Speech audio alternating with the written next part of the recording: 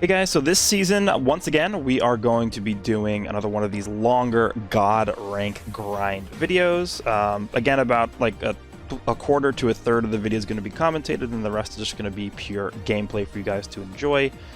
This season, I decided to go ahead and use the Super Saiyan team with Ultra Gogeta and Bardock on it. Now, before we even get into the team, I just want to say that this is probably not the ideal team to grind to God rank with. It is an extremely glass cannon-y team. You can very easily get one comboed by an enemy Ultra Gogeta or even Goku and Vegeta. You get caught in a combo or like 2 or 3 times throughout the fight, you're probably going to lose. But on the other hand, if you get the enemy in a combo like once to 3 times in a fight, you're probably going to win. So it all pretty much comes down to who gets that first combo, because you're at a major advantage to be able to do that. With the setup that I have here, I pretty much just went maximum damage output for Gogeta.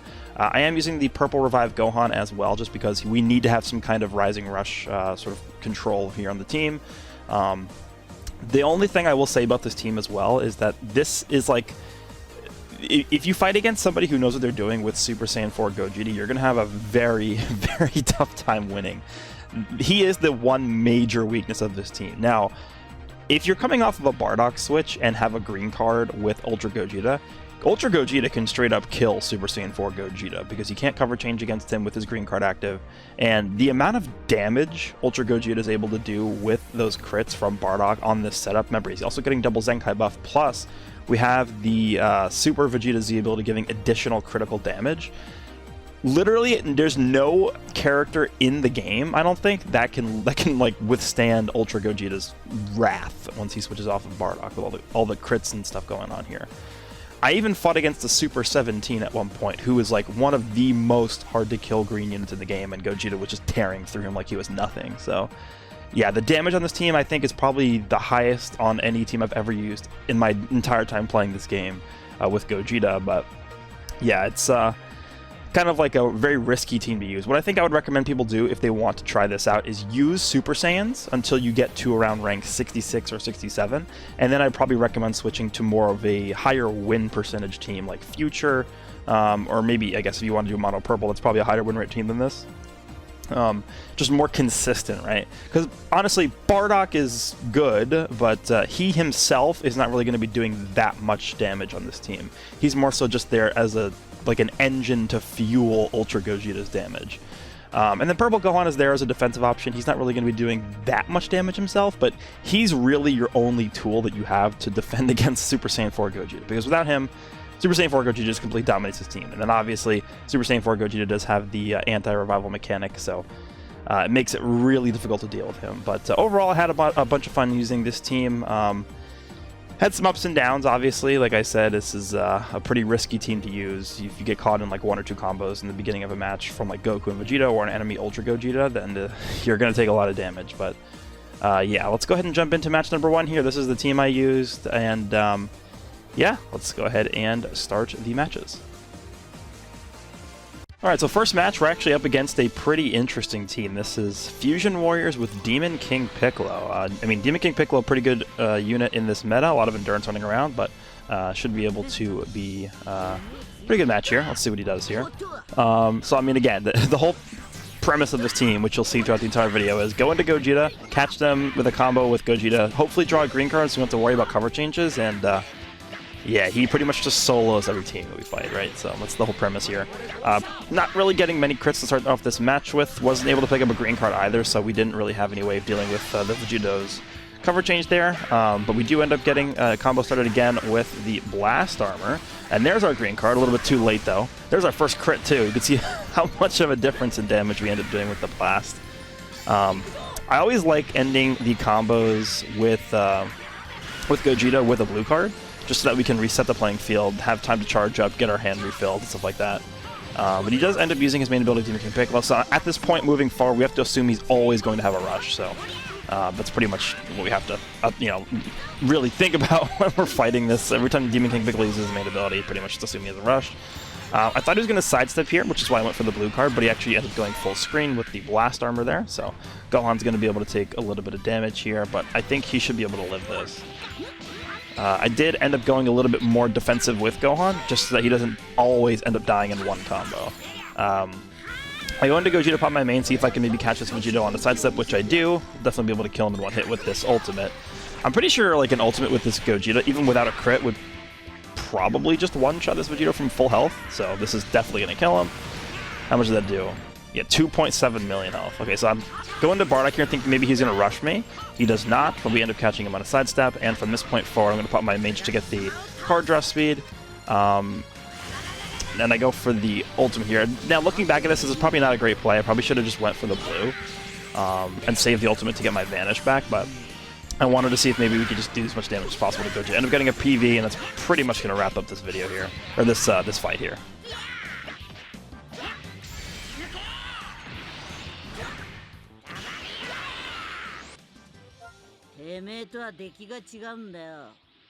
Alright, so second match here, going up against what looks like a powerful opponent team. And you guys will see in this match specifically why I liked to use the Super Saiyan team to rank up. Like I said at the beginning of the video, I probably would recommend using this team to rank up to like 66, 67 or so, and then switching to a different team. But the reason why I say to rank up to that first and then switch is just because these matches go so fast. And this is a good example of one of the matches that goes very fast. I go for that, thinking he might go for the blast, which he does. And look at that. That's without a crit. That's without a crit. We did that much damage to the blue Broly. With a crit, he would have died in one shot from one strike. He brings up the green Broly to tank against Gogeta. Unfortunately, we actually get really unlucky with crits, and I think we only get one with this blast here. Yeah, that's the only crit we get against this guy. But even with only getting one crit, he's still at like a third HP here. So yeah, Gogeta really showing why he's just ridiculously overpowered. I go with the green here to remove his buffs and to buy some time, see if he's doing anything, but he doesn't do anything, so I'm going to go for taps here. And then I back up, see if he goes for a tackle, which he does, and from this point forward, I'm just going to pop my main, because the ultimate at this point would kill any unit on his team, I think, instantaneously. Even if Frieza comes in, he's instantly dead. There's no way he's surviving this ult. This ult is not very fair. It does way too much damage. Reminds me of Sword of Hope Trunks' ult with his unique gauge like filled up. That's how much damage it does. It's very dumb. He goes into Broly here. I go and do a double main pop. I go into Bardock, then I switch into Gohan, pop my main again, see if I catch him in a sidestep, which I do. So from here, we're able to just kill this Broly with a strike and a blue card, and then I have another blue card to deal with the green Broly after this. So yeah, again, pretty fast match, but that's why I think this team is good to rank up early on in the season with.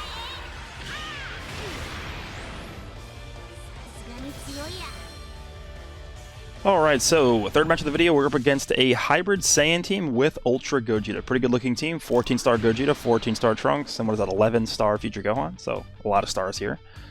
He leads off with his Gogeta, and obviously I'm going to lead with Bardock and see where things go from here. So I'm going to switch into Gogeta here. We do have a green card in our hand, which we're going to pop right away. He goes for a sidestep, I imagine he's going to go right away, so we're going to try and PV him here, which we get. And here's where the fun begins. We have a green card active, which means that he can do nothing.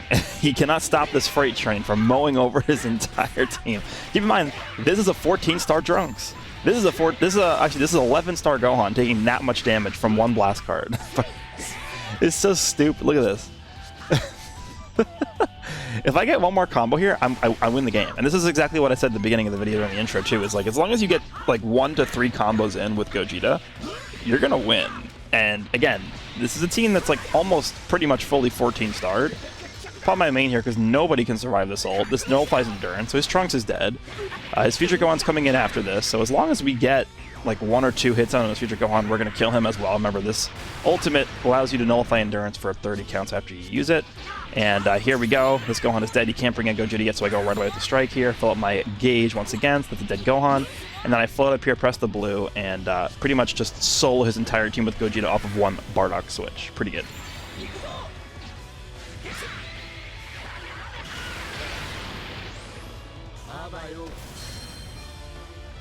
Okay, what do we got here? Looks like a Saiyan team with Goku and Vegeta as the leader. Alright, interesting. Does he bring Super Saiyan 4 Gogeta? He probably should, looking at my blue-heavy Super Saiyan team. Let's see if he actually does that. And he does. Okay, so let's see. Okay, so this is a guy who likes to sidestep right away there. So the way you deal with those guys is you just switch characters and you strike right away, and that always gets them. So you saw me do that right there.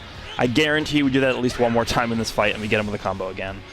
Let's go with the green card right here, delete his buffs, and we get the cover change nullification mechanic going as well.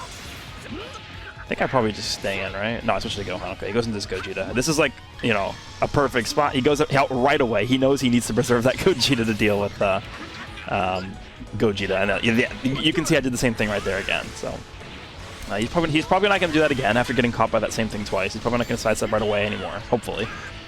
Bardock doing some pretty solid damage, inflicting the bleed to Goku and Vegeta. There's his Vegeta popping the main ability to heal up and reduce sub counts, end up PVing him right there. And I think I go into Gogeta, pop the green, and see if I can maybe catch him on a sidestep, but he actually ends up using his green card at the same time too, so I can't really do anything. I think I just end up going for taps here. Yeah. And if we can catch him with Gogeta here, we will be in a really good spot. Go for the armor cancel, end up catching him there. And if he switches, remember, I nullify special cover changes, so he can't switch. So that is a dead Vegeta there. 2 cards, just end up obliterating that guy. I'm going to go. He actually does sidestep again. I didn't think he would do that, so I went for taps instead, but he does. Catch him with the blue. Does a lot of damage, almost half of his HP, end up PVing him right there. And at this point, I mean, Gohan is doing his job, right? His job is to deal with Super Saiyan 4 Gogeta, so happy that he's doing what I brought him on the team to do. And this is where I make a giant misplay. I switch into Gogeta to go for the blast there instead of just tap attacking him with Gohan for some reason. I actually have no idea why I did that, but we can catch this guy in a rush, get him out of here. That was a terrible misplay. Because I rewatched this fight like before I uploaded, before I started commentating this, just to refresh myself on what happened. And I was like, why did I do that? I actually have no idea why I did that. But yeah, I definitely should have just tapped Super Saiyan 4 Gogeta dead right there. That was a big, big misplay by me. Could have honestly cost me the match, because leaving this guy alive, I believe he still has his main ability, doesn't he? Yeah, there it is. So honestly, he could have killed me. If he rushed my Gohan, got a second rush, and then like killed somebody with it, like things could have gone really, really downhill if I didn't end up catching him with this ultimate here. But yeah, that's the end of this one.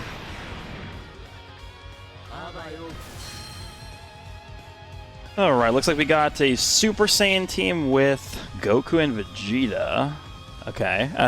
This kind of reminds me of when people used to run Super Saiyan 3 Goku on the Super Saiyan 2. It makes no sense. I think this is a pretty bad team build. I don't know why you would run Goku and Vegeta on this team. You're better off just not running Bardock at this point. But yeah, we catch him with the combo right away here. And I mean, again, as long as... Look at this damage, by the way. 1 strike card. I intended on dropping combo here, but it actually ended up not dropping the combo. I remember distinctly this match was pretty laggy. I'm telling you guys right now, if that combo had actually successfully dropped and I continued the combo on this Gogeta, we would have instantly won the match. There actually would have been nothing he could have done to come back, because I'm pretty sure I would have just ended up killing his Gogeta in 1 combo. Like, it would have been over right there. But because I didn't actually end up dropping the combo, he ended up cover changing, and now he's going to kill my Gohan. I ended up not switching here because I was actually scared of a rush. Think about how stupid that is. I'm scared of a rush from 1 combo. It's happened to me too many times for me to really risk it, so I'd rather just take the revive on Gohan rather than someone like Bardock dying right away. So we're just going to buy some time with Gohan here, wait for him to really do something. I think he's just going to stand there, so I'll just go up into his face and use a strike card and catching it with it. And Gohan obviously not going to be doing too much damage here. Now that he's transformed into Super Saiyan 2, he's not going to be able to get the Bardock buffs because he's no longer a Super Saiyan. Going to throw this blue card here, whittle his health down little by little. Gogeta definitely does have a pretty good HP recovery, does recover a good amount of HP. I was like a fraction of a second too late on that main ability. If I'd used that main ability like 1 millisecond earlier, I would have been able to catch him with the blue and kill him, so unfortunate there. I'm switching to Gogeta to eat this because, again, Gogeta does recover HP pretty fast. And he goes for mid-range. This is what loses in the game, by the way. The mid-range strike right there. I mean, I don't know why you would just throw that out there. But, yeah, he lost the game because of it. So this is a misplay by me. I think I should have just went for the blast into the blue. I think that would have been enough to kill this Bardock. And then what could have happened is, because his Gogeta is going to come in here and lock me in, I would have had the main, and I could have saved the main ability to use once this Gogeta comes in, but now I have to just pray that he goes for something. I have to use my blue card right here. I tried to float up to use it, but obviously it's lagging, so I couldn't do it on time. And then I just go for a mid-range striker to kill him, so yeah, that's it for this one. Pretty annoying match, honestly.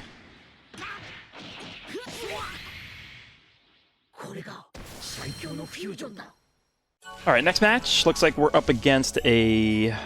I guess this is Saiyans with future Trunks. Interesting. It's not Vegeta Clan because Namek Goku's here, and so is Super Saiyan 3 Goku. He does bring the Angel Vegeta Super Saiyan 3 Goku combo. Vegeta, I've noticed, has definitely begun to show his age a little bit. Obviously, he's been a force in the meta for a long time, but you can see this is one strike card from Gogeta. No crits did that much damage. So he's forced to save with Goku right away, so he has no more save left. The damage power creep has just been absolutely ridiculous with this Legends Festival, that like a character like Vegeta that has like no innate defense, I guess, or revival or endurance is pretty much just like not as viable as he was, right? So we'll see later on in this match how Gogeta deals with this Vegeta, but yeah, go for the tackle there because he sidestepped. They catch him with this combo going here. So I actually do a misplay here. I probably shouldn't have used this green card, which I do right here. I definitely should have just saved it. There's no reason to use it right here. But I do go for the blue card just to destroy his hand, so we can buy some more time. Do some pretty good damage to Super Saiyan 3 Goku. This is a type disadvantage, by the way, in case you were wondering. Go for the green card right here again. Hopefully he goes for a blast. We can just catch him with Blast Armor on the strike card. Goes for attack or a sidestep again, so I go for the tackle. And here we just go for the blue card, kill Goku and Vegeta in 2 cards. Goodbye, Goku and Vegeta. I know we can't go into Vegeta yet, so we just take care of them right away. Goes for a tackle, and from this point forward, it's over. Look at this. This is type disadvantage. Super Saiyan 3 Goku. I go for the blue because this will kill Vegeta if he switches in, which he does, and we can buy some more time by destroying his hand. And there's really no way for him to really recoup from this position. So we're going to go ahead and end off this match with a strike to Goku's face. Okay, looks like we're up against a future team with Goku and Vegeta, and Goku Black and Zamasu definitely one of the more annoying units to fight with this setup here. Yeah, even them, Gogeta should be able to just punch through their defenses like it's nothing, almost. He starts off with the green card, so that's his one usage of that part of the match to destroy my Vanish, which I'm fine with because we just switched to Gohan.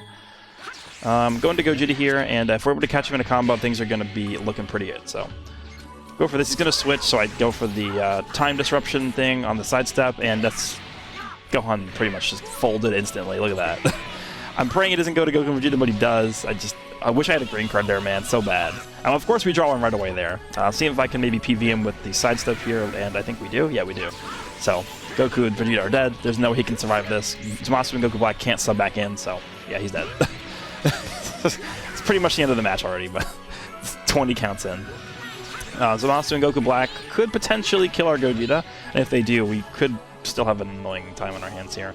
I thought he was going to sidestep before I used the blue card, so I went ahead and used it, but he ends up PVing me, which is fine.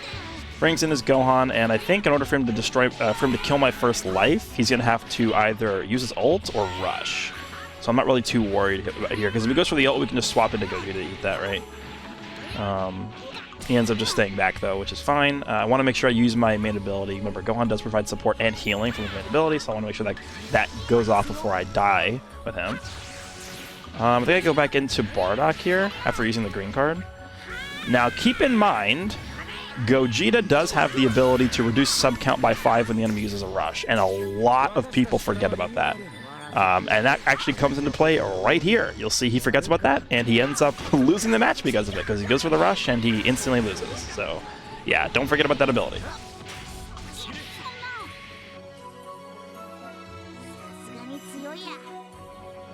Alright, I think we'll go ahead and make this the final match with commentary in the video, up against a Fusion Warrior team. Again, Super Saiyan 4 Gogeta going to be the unit to look out for here. It has type advantage over 2/3 of my team and anti-revival, so definitely want to try and make sure that we get him out as soon as possible if we can. Not a really good start at all here. End up getting caught with a late Vanish off of his Tap Blast, so he's going to be able to combo me for a little bit. I switch into Ultra Gogeta because I think he's able to eat this damage better than Bardock. And I want to try and keep the Revival Gohan's health pretty high here, because I think there's actually a chance that if we end up getting rushed by Super Saiyan 4 Gogeta, Gohan at full health should be able to actually eat the rush without dying. So I'm going to try and keep him at high health for the rest of the fight here. Gohan does a pretty good job of just doing a bunch of damage to Gogeta, obviously with crits helping him out as well. Tons of damage coming our way, or coming his way, I should say. I should have been able to stop that with my strike, but I don't know why I wasn't able to. Go with the green card here, so now pretty much we are immune to special cover changes if we get the combo going here. Again, another tackle I couldn't... I'm so scared of mid-range strikes. Dude, everybody is mid-range striking now. And I'm so scared of getting mid-range strike that I don't even want to try and go for the Blast Armor anymore. I was also really tempted right here to drop the combo, but but I think the risk was too high, because if I dropped the combo there and he went into or he didn't switch and he vanished and then went into Super Saiyan 4 Gogeta, somebody was gonna die. I waited there to see if that was gonna be a blast, and it was, so we go for the rush, and should be able to take out this blue Gogeta here with this rush. Ends up guessing my rush, okay. So we're gonna have to deal with this with. Okay, we got him on a single tap. We're gonna go into Gogeta, and I'm pretty sure this one strike card would have killed him if it was a crit, but it doesn't end up critting. Now here's where things get annoying. The Super Saiyan 4 Gogeta. If we can catch him with his ultimate, we're gonna win the game instantly because he's gonna die to this. But I go right away there, and I think he switches into his Ultra Gogeta here. Look how much this blast does. Almost one shot. We can still lose from this spot, by the way, which is ridiculous to think about. Switch that. I go for the green card to remove his buffs real quick. He uses his main ability, so he should be able to kill my Gohan with a rush now, so I gotta be careful of that. And here's where I think I make a pretty big misplay. He goes for the rush here, and I go into Gohan to eat this. I think what I should have done is I should have actually had Bardock. I should have sacked Bardock to this rush, because having 2 full health bars on Gohan from his first life and second life, with type advantage over this guy, I think would have literally ensured that we were going to win this match. But instead I opted to have the 3 characters alive. I mean, there's merit to that too, but I think just having 2 health bars on a purple unit over this Gogeta would have been the better option, but whatever. He has no Vanish left, and I'm pretty sure this blue card is going to one-shot him. So I just clicked the blue card right away. I don't think he can do it to defend against this. It actually doesn't kill him. So you have to figure out a way to get rid of him here, but it's not that big of a deal. He ends up getting with a green card, but it's fine. He has no Vanish now, so we pretty much win the game. But that's going to be the end of the commentary on this video. We have a ton of fights left to show off here without commentary, so hopefully you guys are able to enjoy that regardless. I'll put some music on so you guys can listen to that as well in the background. Hope you guys enjoyed this one, and I'll see you all in the next one.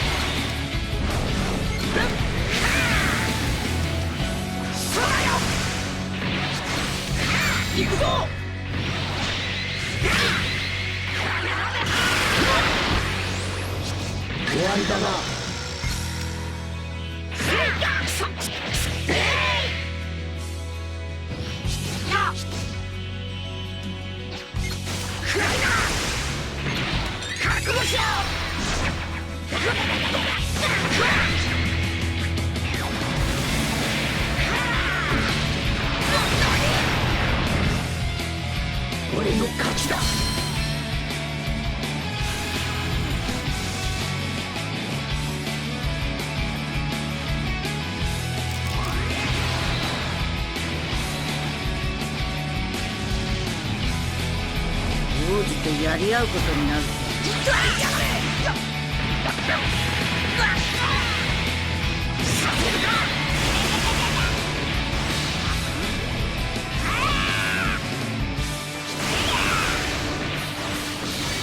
やる。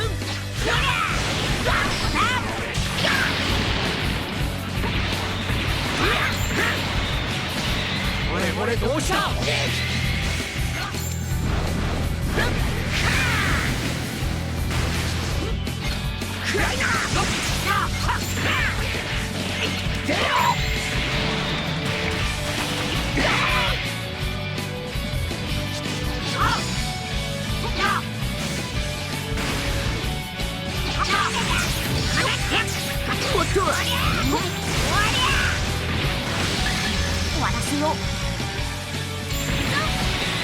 これどうした？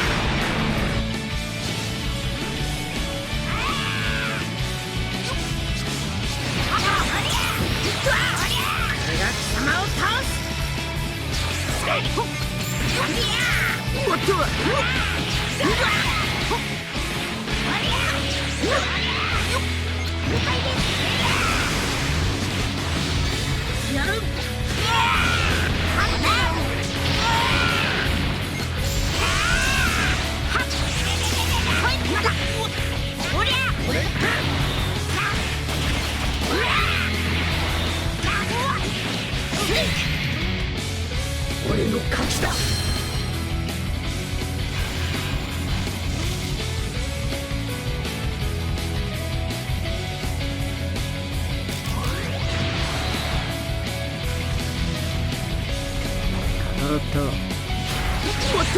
俺が倒す。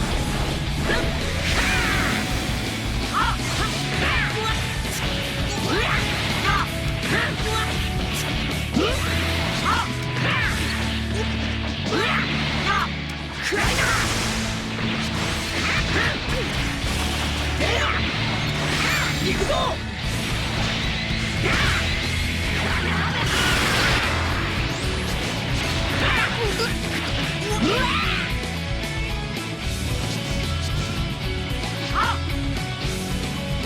行くぞ。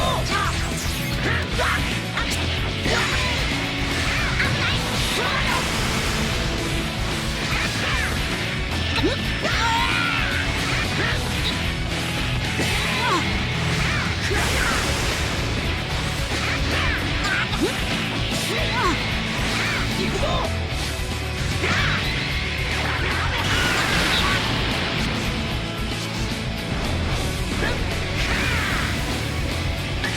終わらせよう。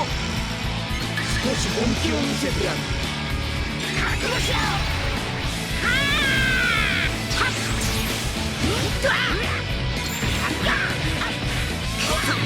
おっと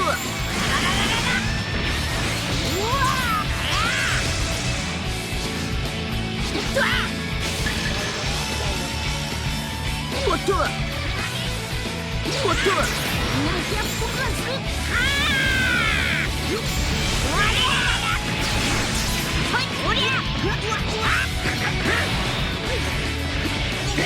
終わりだな。覚悟しろ。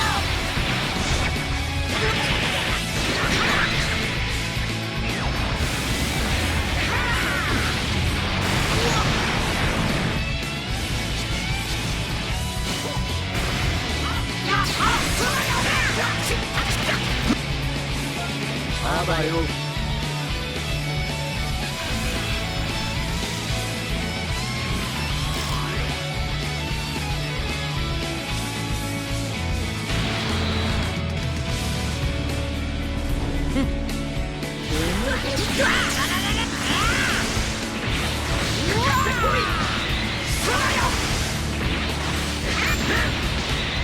これどうした。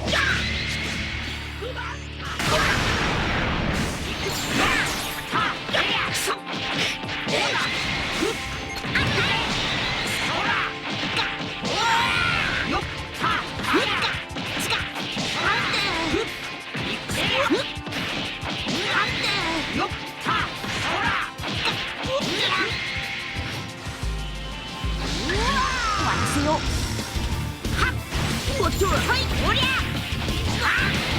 俺がトップ。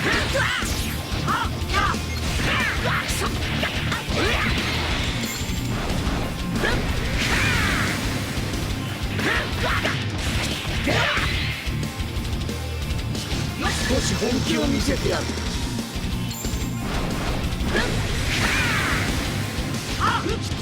よっ。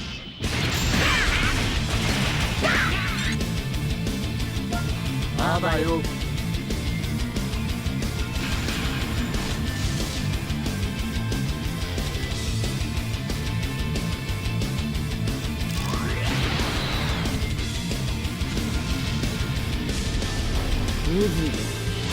おっと行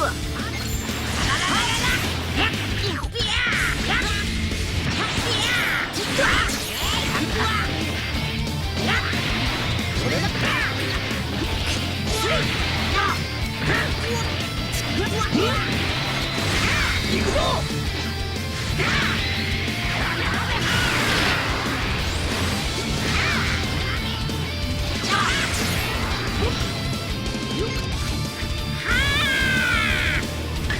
終わらせよう。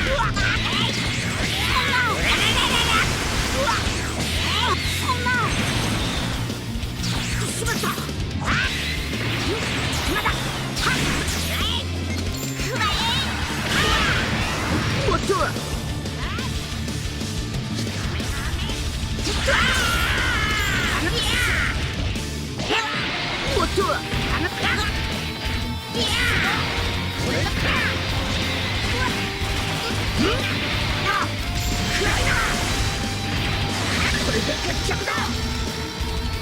覚悟しろ。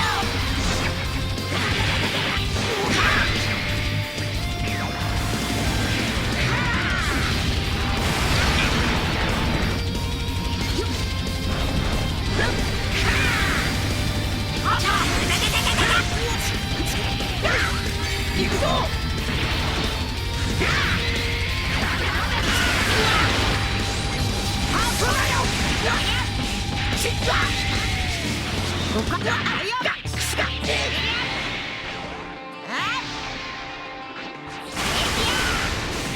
もう許さんぞ。終わらせる。これが最強のフュージョンだ。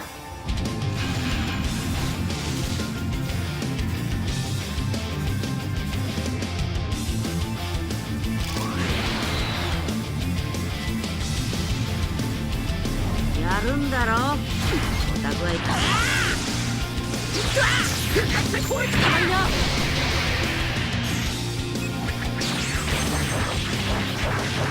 この程度か。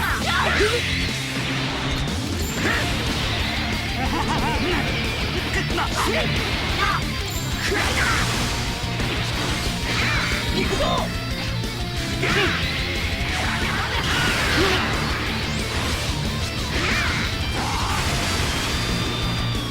こいつはどうか。砕け散る。今だ。おりゃ。終わらせよう。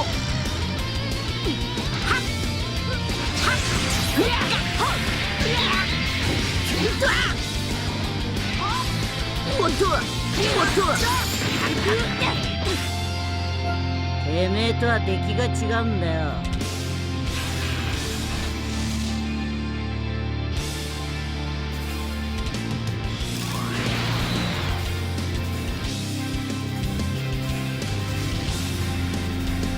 なんだこの弱そうなやつはや。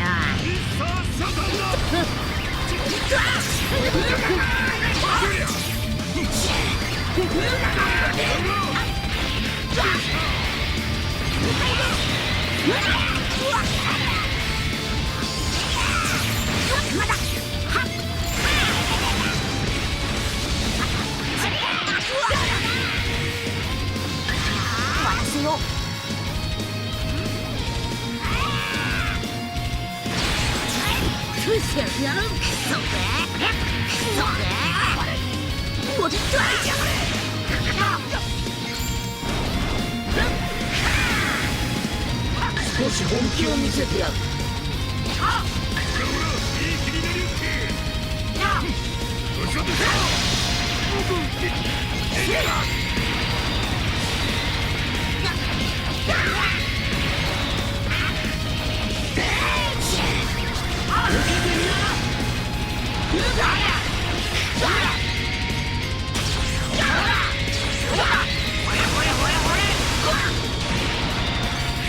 ダイナマイトキック。調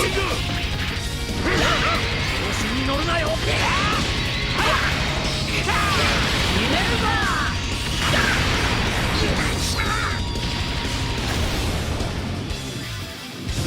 まだここだから。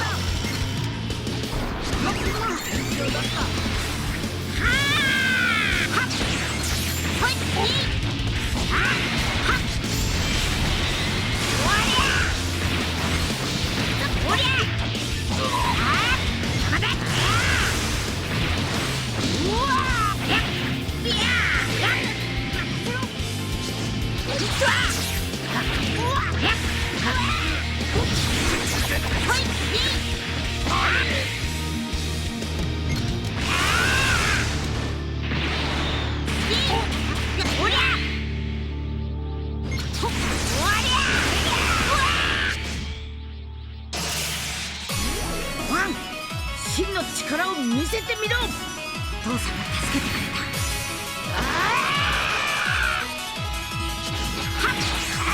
よっ、これで終わりだ。うわあれ。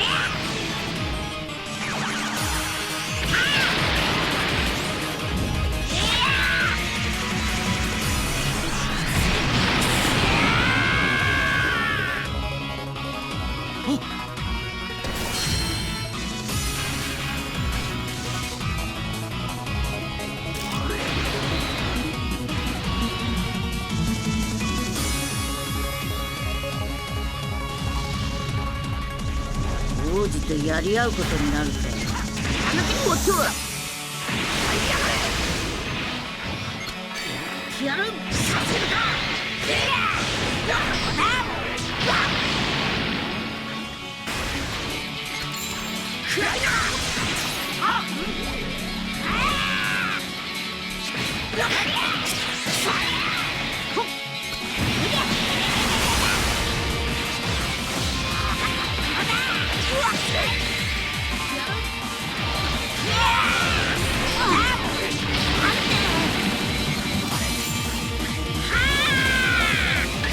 終わらせよう。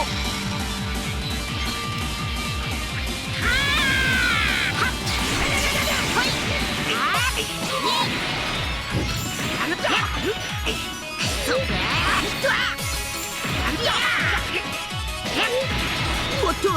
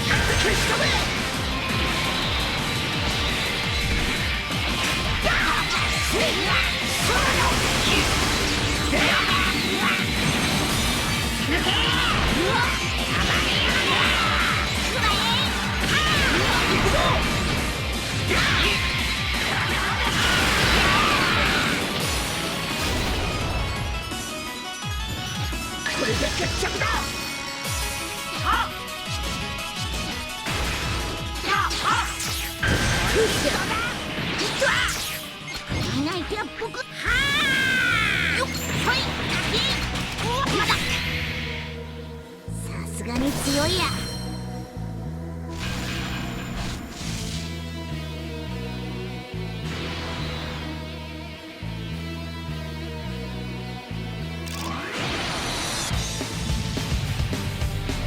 王子とやり合うことになると。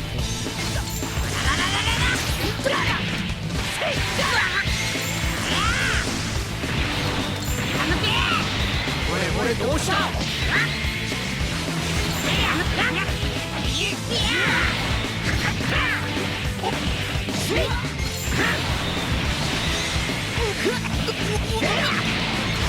行くぞ！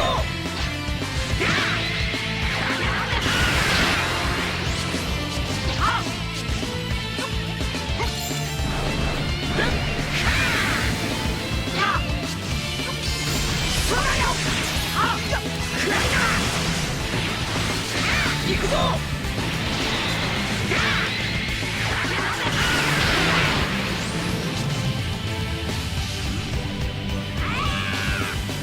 終わりだな。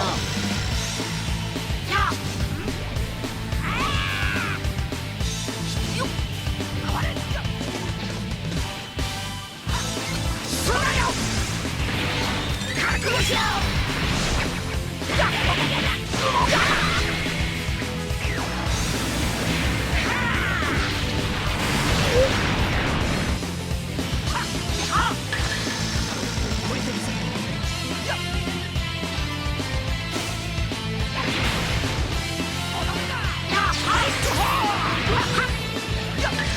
終わらせよう。今だ。おりゃ今だ。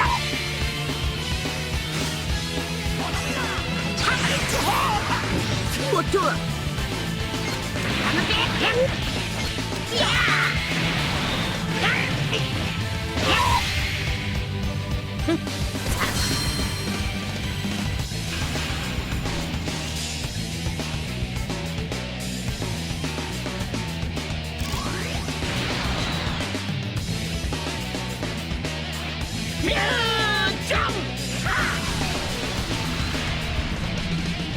イヤ人同士で向かい合ったんだ。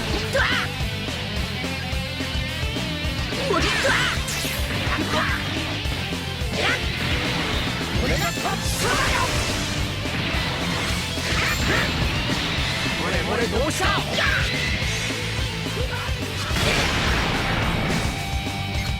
暗いな。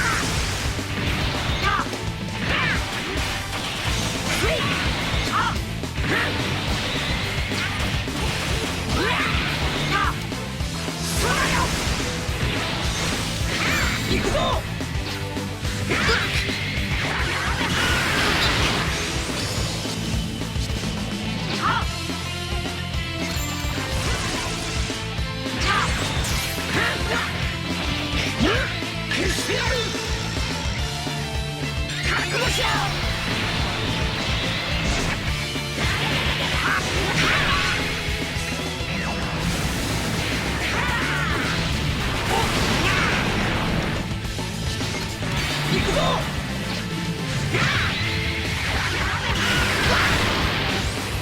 これが最強のフュージョンだ。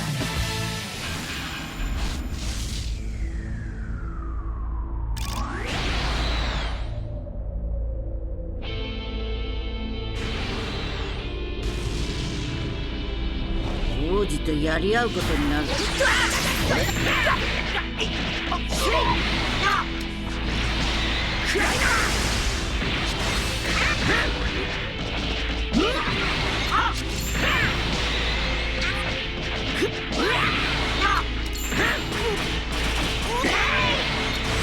行くぞ。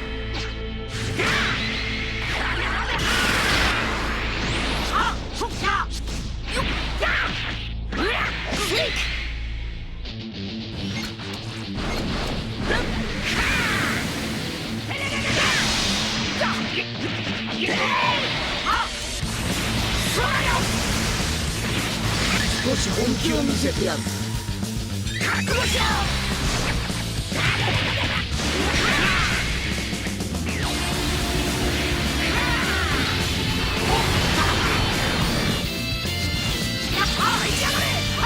行くぞ。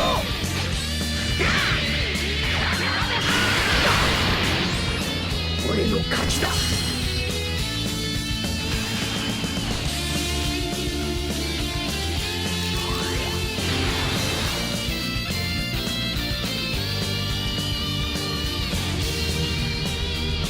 やるんだろ。オタクはやらねえ。分かっておりっか。俺が勝つ。暗いな。おっと。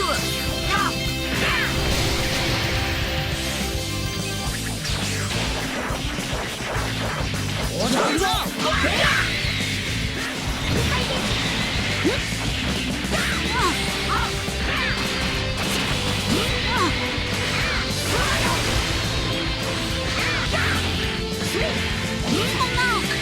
終わらせよう。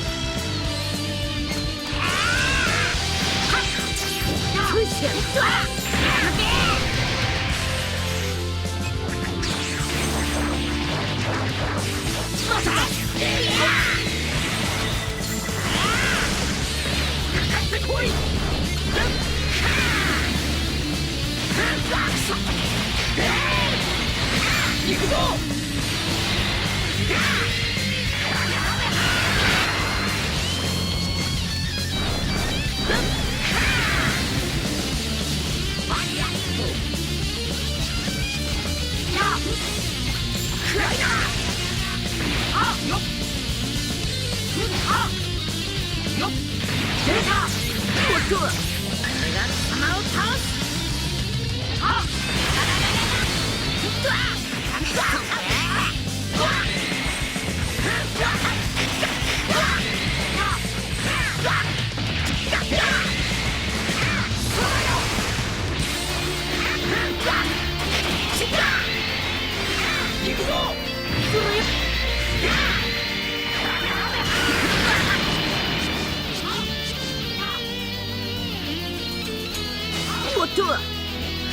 もっとは。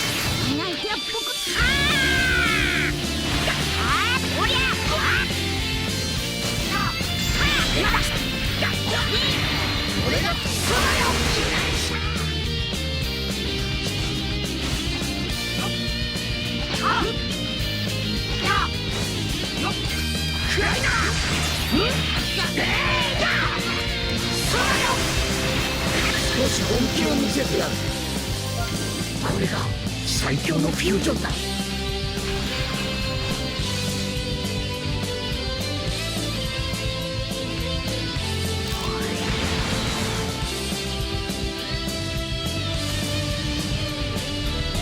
サイヤ人同士で向かい合ったの。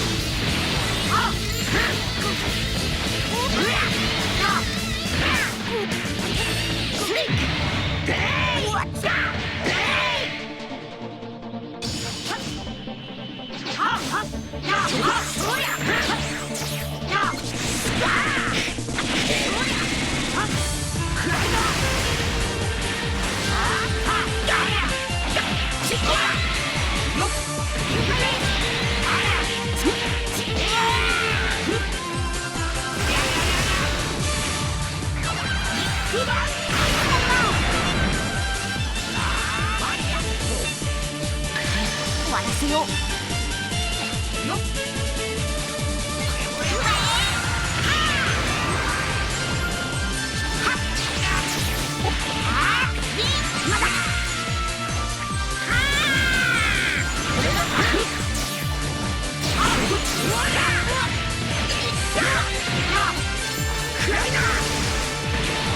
終わりだな。覚悟しろ。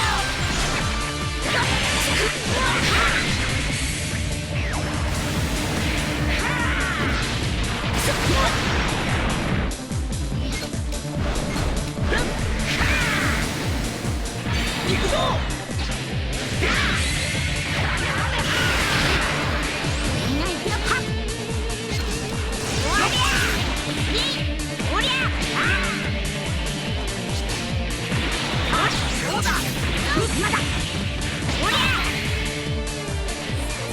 強いや。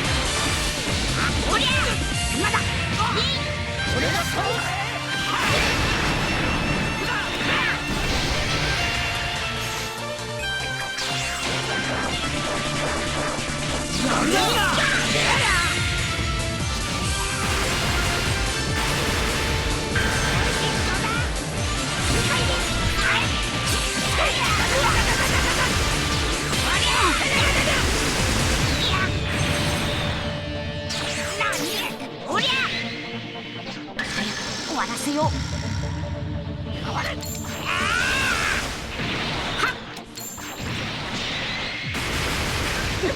う。いやー、聞いた聞いた。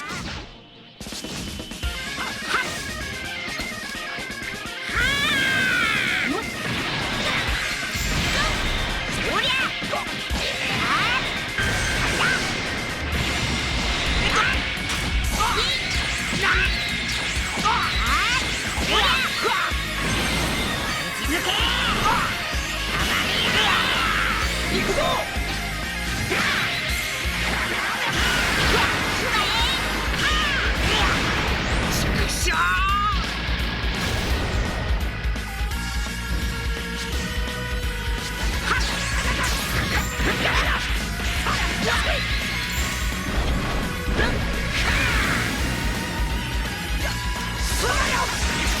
調子に乗るなよ。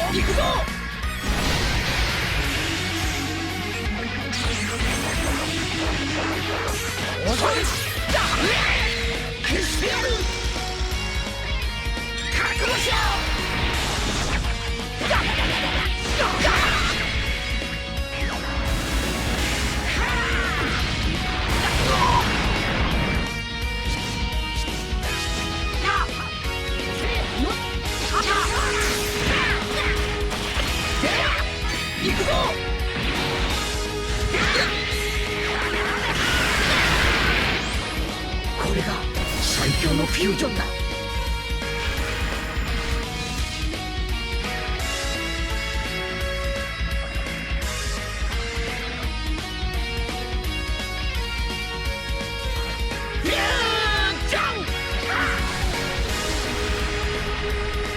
サイヤ人同士で向かい合う。音は音はいやーきこ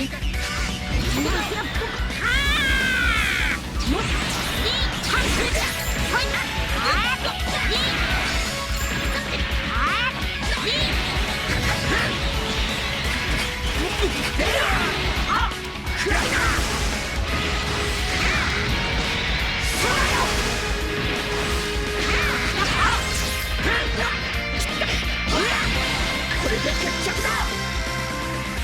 覚悟しろ。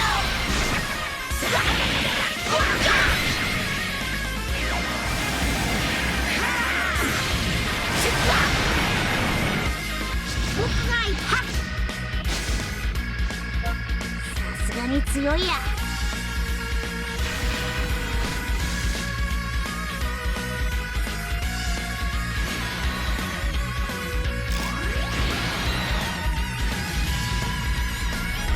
上手だ。分かってきや。音は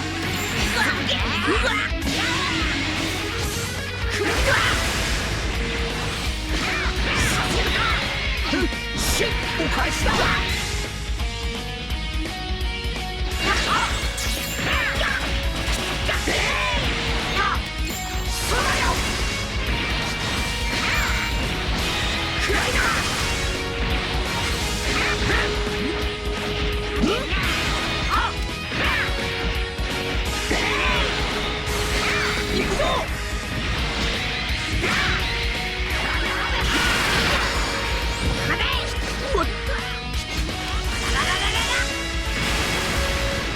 音は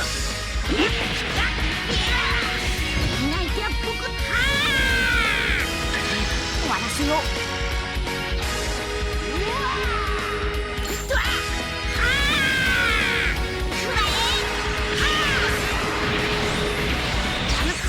俺が冒険してやる。音は覚悟しろ。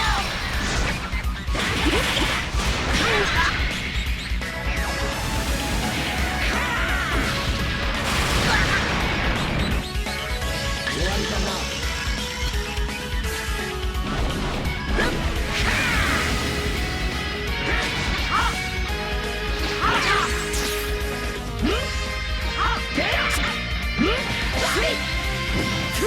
音は俺が貴様を倒す。覚悟はいいの？すげえ。音は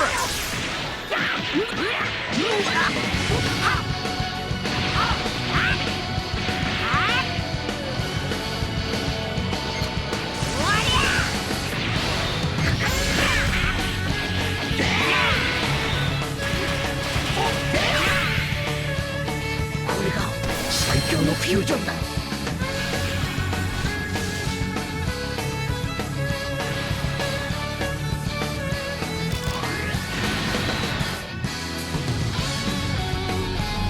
るんだろ。音は音は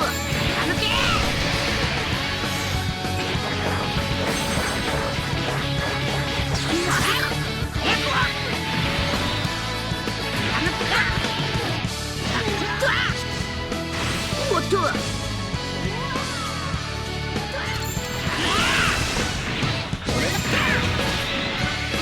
シッお返しだ。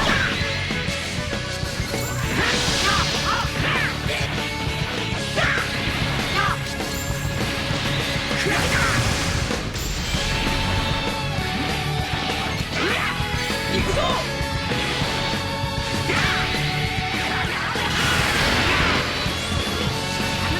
れでおしまいだ。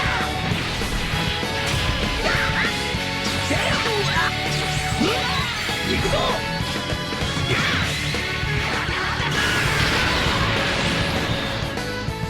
なんだと。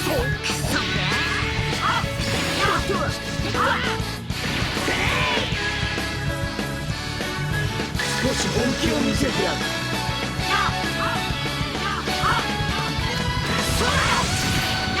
覚悟しろ。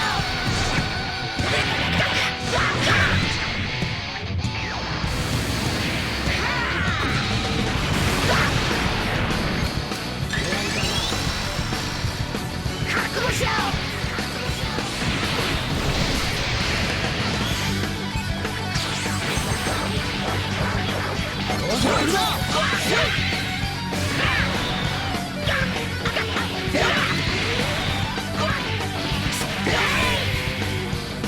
俺の勝ちだ。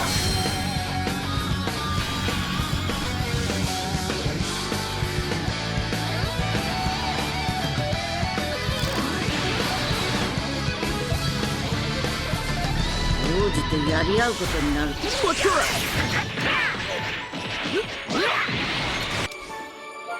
これが最強のフュージョンだ。